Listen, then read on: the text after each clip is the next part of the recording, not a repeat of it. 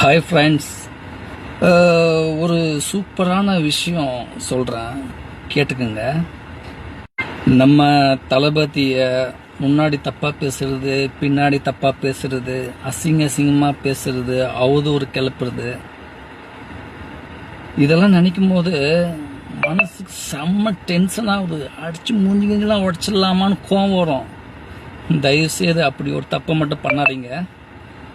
ஸ்ட்ரெயிட்டாக கோயிலுக்கு போயிட்டு, கடவுளே, என்னை சுற்றி நிறைய தற்கொலை கூட்டங்க நிறைய சுற்றிட்டு இருக்கு. எங்கள் தளபதியை அசிங்கமாக பேசிட்டு சுற்றிட்டு கிடக்கு.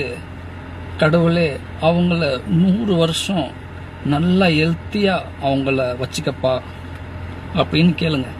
ஏன் தெரியுமா சாமிகிட்ட போய் வேண்ட சொல்கிறேன்?